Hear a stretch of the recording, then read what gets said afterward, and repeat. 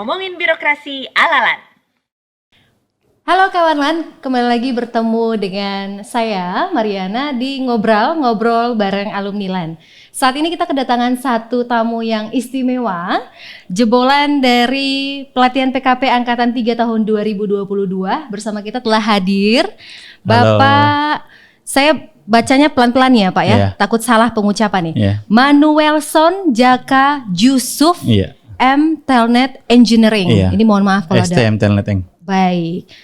Dengan judul proper saya baca sekilas, pembuatan dashboard layanan telekomunikasi seluler dan penyiaran di wilayah Provinsi Maluku Utara. Selamat datang Pak. Terima kasih banyak. Di podcastnya Lembaga Administrasi Negara. Siap. Dan selamat juga karena telah menjadi peserta terbaik. Iya. Tadi dengar bocorannya Bapak aja nggak sangka katanya. Saya malah berpikir itu salah nilai Mbak.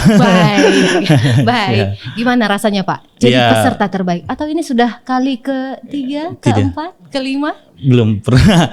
Kebetulan untuk latihan kepemimpinan memang ada biasa sering ada diklat manajerial lain dilakukan oleh Ditjen SDPPI Kementerian Kominfo. Baik. Ada juga asesmen. Tapi untuk diklat PKP di LAN ini baru pertama kali saya ikuti dan tidak sangka juga bisa lulus karena kami dari beberapa kementerian dan lembaga. Semuanya orang-orang hebat, bebannya juga karena saya dari Indonesia Timur dengan kelas yang hybrid, kadang harus virtual, kadang harus klasikal, dengan ada perbedaan waktu, perbedaan 2 waktu 2 jam ya. WITA ya, WIT ya, waktu Indonesia Timur ya. Jadi saat di sana mau maghrib, di tempat saya sudah mau isya, sudah selesai isya malah. Jadi menyesuaikan diri dengan zona waktu yang berbeda saja itu merupakan usaha. Usaha.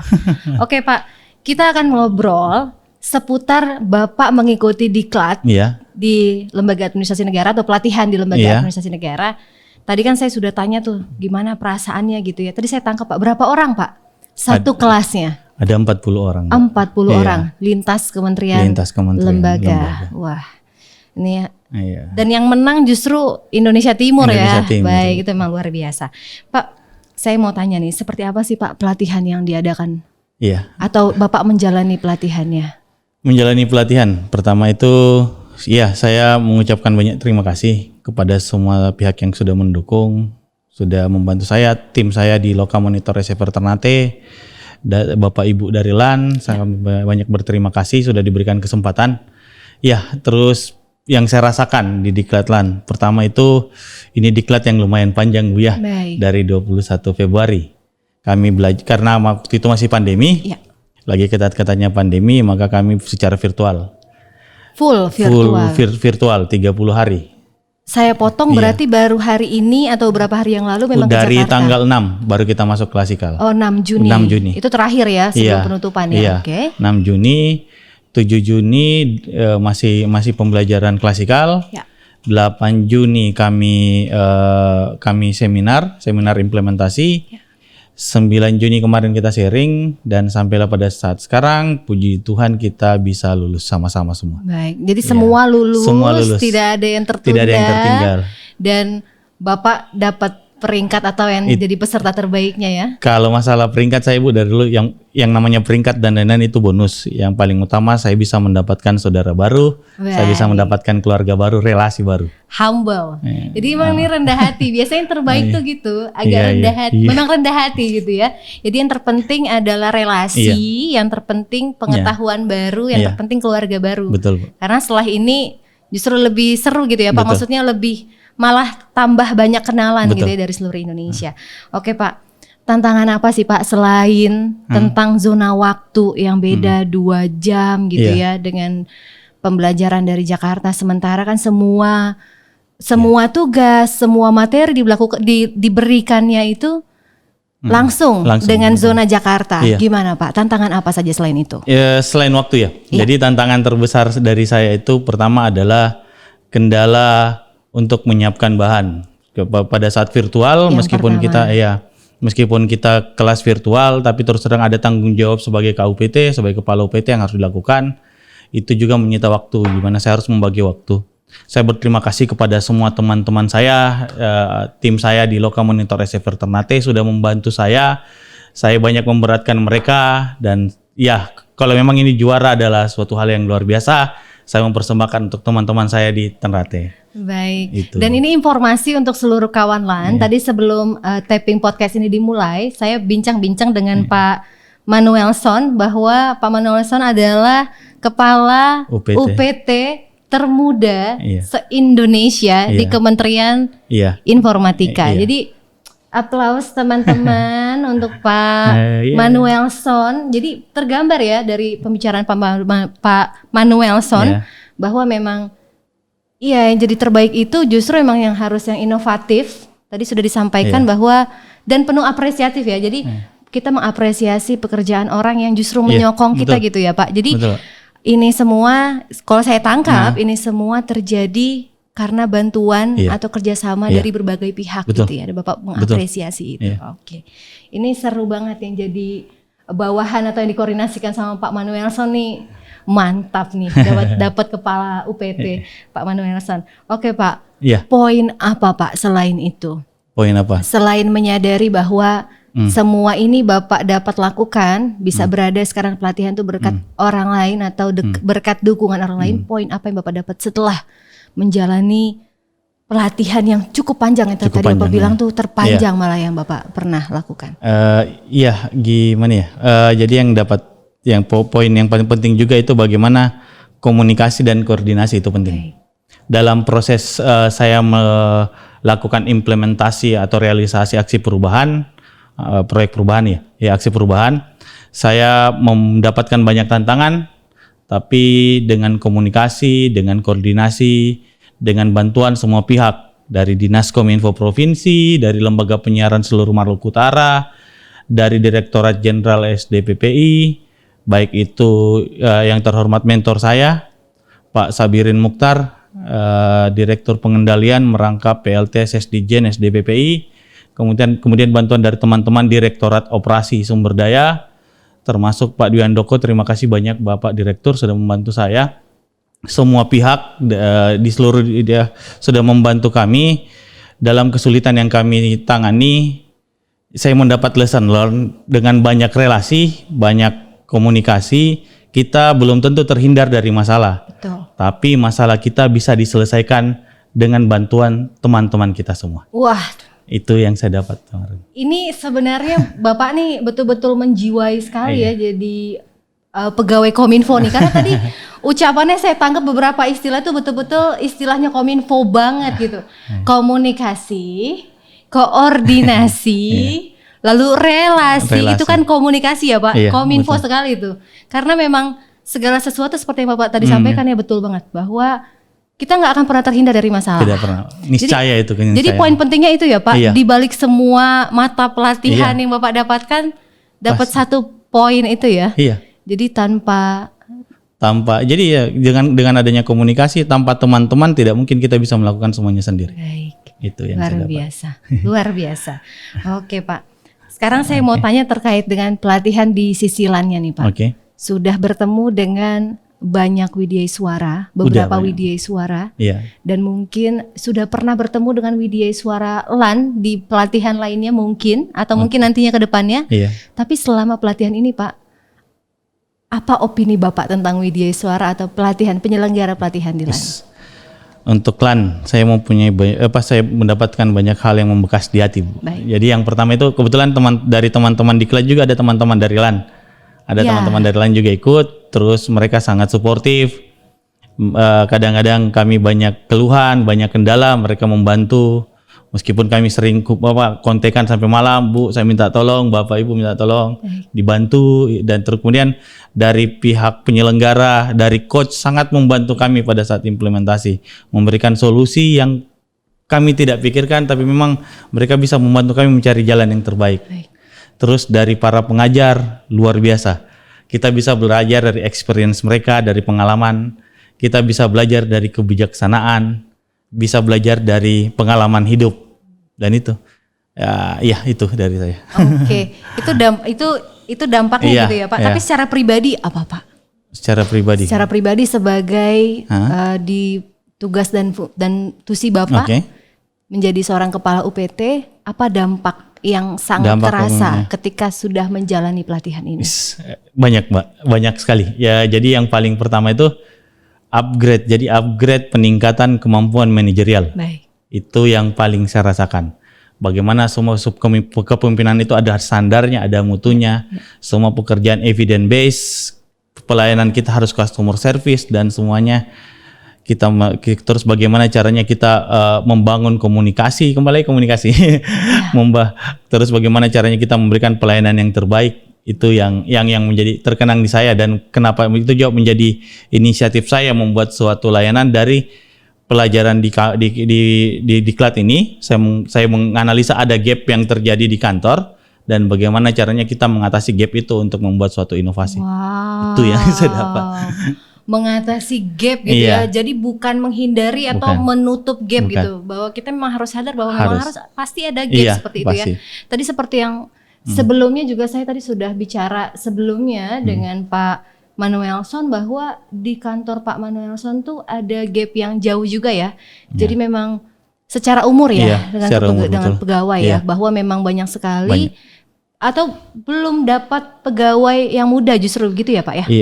Jadi gini, kami di Direktorat Jenderal SDPPI kebetulan untuk pegawai di UPT saya saja Bu. Ya. Jadi kami mengawasi itu wilayah kerja kami adalah seluruh provinsi Maluku Utara. Baik. 850 terakhir dari informasi dari teman-teman dari BPS. 850 10 kabupaten kota, tapi kami organik ASN itu hanya 14 orang. Wah. Hanya ketambahan satu pegawai kemarin. Organik ASN maksudnya memang ASN. ASN ya. Selainnya itu mungkin PPNPN PPNPN ya. seperti itu Iya. ya. Dan ya dengan keterbatasan itu kita memberdayakan teman-teman PPNPN, kita memberdayakan mereka sangat suportif, mau beradaptasi, mau belajar. Meskipun kadang-kadang saya sering merepotkan mereka. Jadi kayak sering merepotkan mereka, memberikan kerjaan yang mereka wah ini terlalu Di banyak. luar dari ekspektasi Iya. atau kemampuan, Iya. tapi justru memang mereka bisa laksanakan. Iya, mereka itu meningkatkan bisa kompetensi dong Pak sebenarnya iya, ya. Sebenarnya. Baik. Oke Pak, tadi saya tangkap 40 orang Pak. Iya. Pastinya selama diklat atau pelatihan itu ada pembentukan kelompok-kelompok. Ada. Sementara kan dalam setiap kelompok itu berbeda-beda asalnya. Iya. Ada yang dari kementerian ini, Betul. lembaga ini dengan karakter pribadi masing-masing Iya. berbeda. Bagaimana posisi Bapak setelah mendapatkan banyak aspek pembelajaran selama pelatihan itu menyesuaikan diri atau mungkin pernah menjadi ketua kelompok selama kelompok pembelajaran? Ketua kelompok enggak pernah bikin ribut di kelompok ya. Baik, tapi bikin semarak gitu Iya, maksudnya. bikin semarak, ya. Bagaimana Pak? Iya, jadi saya bersyukur sebenarnya Bu. Jadi saya banyak belajar. Saya belajar dari teman-teman saya, Pak Dedi, Mas Punta dari Komisi Yudisial. Baik. Bagaimana caranya berpikir secara hukum. Mereka backgroundnya hukum, beda dengan saya, Pak teknis. Ya. Terus kemudian saya belajar banyak dari teman-teman ombudsman. Iya, jadi banyak belajar dari mereka semua. Dapat warna baru gitu ya Pak? Ternyata ini sisi lain dari kami yang betul-betul teknis, betul-betul teknikal, harus belajar. Oh, ini proses administrasi di lembaga lain yang bisa menjadi masukan ke kami untuk pengembangan ke depannya. Gitu. Baik. Wah, saya membayangkan itu memang jika berada di satu pelatihan yang berwarna seperti itu, kita malah berpikir, oh ternyata banyak ya Banyak. sisi yang lain daripada kita gitu. Iya. Ya. Mungkin Bapak biasanya teknis harus berhadapan dengan Iya. pegawai yang dia sehari-harinya bekerja dengan metode ya, atau keilmiahan seperti itu. Dengan background hukumnya. Jadi kayak kami based on analisa teknikal dari data instrumen alat ukur, Baik. menghadapi teman-teman yang betul-betul basic hukumnya sangat kuat. Bagaimana? Oh, begini cara ombudsman itu kan memang melayani aduan. Betul. Terus betul teman-teman sekali. komisi yudisial dengan standar hukumnya, bagaimana mereka menjadi kayak semacam provosnya hakim. Iya. Di situ saya kagum metode pemeriksaan, bagaimana caranya kita Seperti memeriksa apa? orang. Iya. Mungkin belum pernah kita Iya, tahu sebelumnya betul. gitu ya. Bagaimana caranya kita mengenal begini karakter orang, menggali informasi, menjalin relasi. Baik. Itu yang hebat. Saya banyak belajar di sini. Sungguh berarti momen yang istimewa ini ya Sangat, Pak ya. sangat. Jadi seharusnya nih 21 Februari sampai 10 Juni sebenarnya sepertinya kurang mungkin ya Pak. Bagusnya klasikal semua, Mbak. Bagusnya klasikal, oke. Nanti kemungkinan nih Iya. Pak Manuelson akan ikut di pelatihan selanjutnya dari LAN seperti Siap. itu. Menunggu Baik, arahan Pak. atasan. Baik. Dalam menyusun aksi perubahan Pak sekarang. Iya. Bukan proyek ya, aksi Aksi sekarang ya. perubahan, iya. Apa saja Pak yang dialami? Oke, jadi aksi perubahan yang saya buat itu, jadi karena saya ceritakan tadi tentang gap ya. Ya. Jadi gap yang saya dapat itu pertama, saya di kantor kami sebagai unit pelaksana teknis Direktorat Jenderal SDPPI Kementerian Komunikasi dan Informatika di bidang pengawasan pengendalian spektrum frekuensi radio, seharusnya kami sudah bisa membuat satu basis informasi, sistem informasi berbasis data analitik. Data analitik, validasi data yang bisa kami tampilkan untuk mengukur kinerja. Itu yang kami belum punya di Ternate. Dan yang kedua, kami yang harusnya mengetahui kondisi aktual di lapangan tentang sebaran penetrasi layanan telekomunikasi, sebaran layanan seluler, sebaran layanan siaran, harusnya bisa memberikan suatu dashboard, suatu sistem informasi yang bisa menjadi acuan bagi semua pihak. Itu yang tidak kami punya dan itu yang saya kemukakan, munculkan. Iya, saya munculkan gagasannya dibantu sama teman-teman untuk realisasi dan implementasinya dan semua bisa berjalan. Meskipun ada kendala dalam prosesnya, tapi dengan support dari tim kerja saya, support dari stakeholder saya, semua bisa berjalan. Bahkan Jumat sebelum saya ke sini, itu kalau tidak salah tanggal 3 Juni, Ya.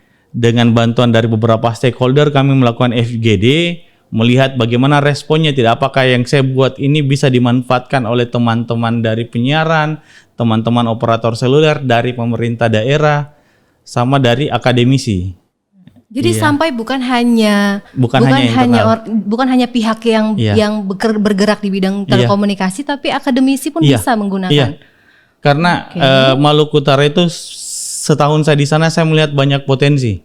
Banyak yang harus digali. Dan saya kenapa menggandeng pihak akademisi, karena mereka lah sebenarnya otak-otak dari Maluku Utara. Mereka lah yang harus sebenarnya kita rangsang supaya bisa mengembangkan daerah Maluku Utara. Itu yang saya buat. Baik. Ini ada satu sisi yang saya tertarik. Kalau dashboard ini bisa dipakai bukan hanya oleh praktisi komunikasi atau pihak-pihak yang memang membutuhkan hal ini. Di sini ada akademisi, berarti akademisi itu kan berhubungan dengan masyarakat umum langsung. Misalnya mahasiswa atau dosen atau guru mungkin, bahkan siswa mungkin seperti itu. Nah, setiap program itu kan harusnya memiliki daya keberlanjutan, Pak. Iya, betul. Jadi kita maunya nggak cuma sekarang nih, atau 1-2 bulan ke depan. Betul. Bagaimana pihak Bapak, pihak ya saya bilang pihak nih, bukan hanya Bapak personal, karena seperti tadi yang Bapak sampaikan ya, ini semua dapat terjadi atau berhasil karena komunikasi dan elaborasi orang-orang. Apa upaya dari pihak Bapak untuk menjaga keberlanjutan program ini? Iya, betul. Itu tantangan ke depannya juga, Bu. Baik. Tantangan bagi saya, tantangan bagi kami selaku sebuah organisasi Loka Monitor Receiver Ternate, bagaimana caranya memberlanjutkan layanan digital ini sebenarnya, layanan dashboard ini. Yang pertama kami lakukan adalah, kemarin kami sudah FGD. Nah, sekarang kita akan bagaimana caranya menyiapkan fitur, memperbaiki data sebelum kita launching. Kita launching dan kita bagaimana itu bisa diakses dengan mudah oleh semua pihak. Ada beberapa masukan, banyak masukan dari teman-teman, seperti kami dapat support dari BPS mengenai data kependudukan. Jadi itu bukan hanya sebaran layanan, tapi berapa jumlah penduduk yang ada di daerah situ. Wow. Iya, itu yang kita dapat dari ini BPS. Berarti mepet-mepet BPS juga gitu ya, Pak? Atau memang merangkul BPS juga? Iya, merangkul BPS juga. Dan memang untuk habis ini saya akan berusaha untuk kembali kolaborasi dengan pihak BPS. Terus bagaimana caranya supaya kita bisa mendapatkan dashboard itu tetap hidup. Jadi kami kan menampilkan data. Kalau data itu tidak valid, bagaimana caranya kami memberikan layanan terbaik? Betul sekali. Itu yang betul sekali. Jadi ya kembali lagi ya dengan istilah-istilah tadi di depan, bahwa memang keberlangsungan untuk lanjutnya terus aksi perubahan ini dan launchingnya pun nanti membutuhkan elaborasi, kolaborasi, komunikasi, koordinasi dengan semua pihak gitu ya. Bukan cuma Kominfo tapi BPS dan mungkin universitas yang ada di sana, perguruan tinggi di sana, radio-radio di sana, seperti itu ya, Pak. Kayak kemarin, Bu, habis kita FGD, sorenya ada surat dari Universitas Hairun ingin meminta kepada kami untuk sharing data terkait perkembangan daerah namanya Kepulauan Sula. Jadi Kepulauan Sula itu salah satu dari 6 kabupaten kota di Maluku Utara yang masih terhitung 3T. Masih terhitung 3T, layanan telekomunikasi di sana agak susah, akses ke sana pun agak susah. Itu kemarin ada support dan kalau memang untuk membantu terus bagaimana caranya kita memberikan informasi tentang layanan telekomunikasi di sana, bisa menjadi acuan dari semua pihak untuk mengembangkan di sana. Why not toh? Itu saja. Wah, itu luar biasa. Itu saya seperti sedang mewawancarai kandidat beasiswa S3 nih, Bapak Ibu. Teman-teman kawan. Karena ini bukan hanya aksi perubahan gitu ya. Dan memang ini harus ditunggu sih Pak. Siap. Konkretnya tuh harus ditunggu dan semoga nanti program ini akan tetap berlangsung ya demi kemaslahatan umat, demi kemajuan bersama. Tidak hanya di Ternate, tapi mungkin nanti bisa ditiru atau direplikasi oleh teman-teman Bapak sesama kepala UPT di tempat lainnya. Satu lagi terakhir, kawan Lan. Ini yang pamuncak nih. Walaupun tadi Pak Manuelson bilang dengan malu-malu bahwa saya juga nggak sangka kalau saya jadi yang terbaik gitu ya. Tapi setelah kita bincang-bincang, ya pantas yang terbaik karena punya daya inovasi yang sangat maju seperti itu ya Pak.